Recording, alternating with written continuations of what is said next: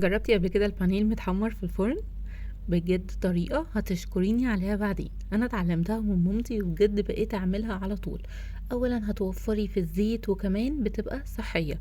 بمعلقة واحدة زيت بس هتحمري البانيه في الفرن، وتحدي لو حد عرف يفرقه عن المقلي في الزيت. بصي بيطلع بقى مستوي ومقرمش من بره وجوسي جدا من جوه. بجد وصفة سهلة جدا وبسيطة. تابعيني لاخر الفيديو علشان اقولك عملتها ازاي بالظبط. اول حاجه معايا هنا بانيه معمول بطريقتي العاديه ومحطوط في البقسماط. هسيب لكم لينك الطريقه بتاعتي في الديسكريبشن بوكس. بجد من احلى تتبيلات البانيه اللي انتي هتعمليها وهتجربيها. بانيه عادي جدا وحطيناه في البقسماط، وهجيب بقى صينيه بتدخل الفرن احط فيها معلقه كبيره من الزيت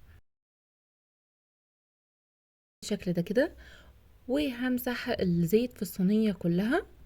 اهم حاجه الصينيه كلها تبقى متغلفه كده بالزيت بفرشه بقى، او زي ما انا عملت كده تقلبي الزيت على الصينيه كلها بالشكل ده. بعد كده هبدا ان انا ارص القطع بتاعه البانيه بتاعتي في الصينيه.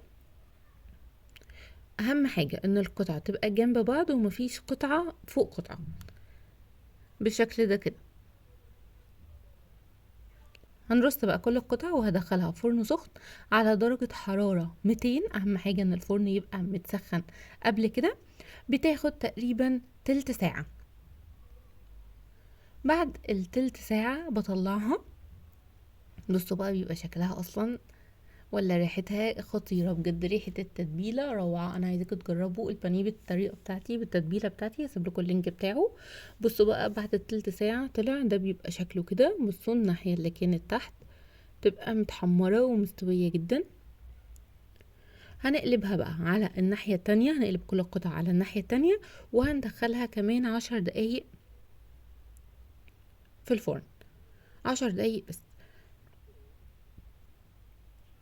في بقى هنا تركة بتاعتي اضافية كده انا بحب اعملها وبصراحة بتفرق جدا في الطعم.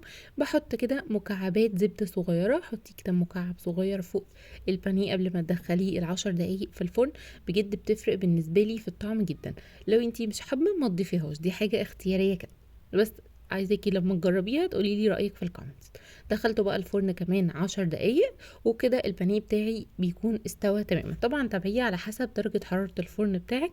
بس هو بالنسبه لي بياخد كده تلت ساعه في الاول، بعد كده بقلبه وبياخد 10 دقايق. ده بقى كان شكله بعد ما خرج من الفرن. بصوا بجد بيبقى مستوي ازاي. هنحطه بقى في طبق التقديم وهقطعه معاكم عشان اوريهولكم ان هو بيبقى مستوي تماما من جوه.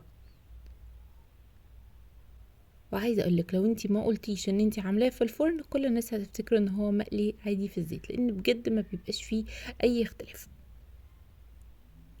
بيبقى مقرمش من بره ومستوي تماما وجوسي جدا من جوه وطعمه حلو جدا. اتمنى ان انتوا تجربوه وعايزه اعرف رايكم. ودعوه حلوه لمامتي بقى اللي علمتني الطريقه دي. بجد طعمه خطير. بصوا بصوا مستوي ازاي. بصوا من بره. بصوا القطعه استحاله تطلعي القشره منه. لو جربتي الطريقه بتاعتي هسيبها لك تحت في الديسكريبشن بوكس. ما تنسيش ان انتي تجربيها. عمر ما القشره بتاعه البانيه هتفك معاكي سواء قليتيه في الزيت او عملتيه بالطريقه دي في الفرن.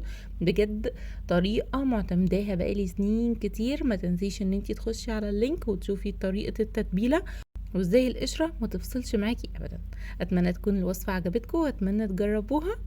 ولو وصلتوا معايا لاخر الفيديو ما تنسوش اللايك والشير، وما تنسوش تقولوا لي تجربتكم تحت في الكومنتس، واستنوني ان شاء الله في الوصفه اللي جايه.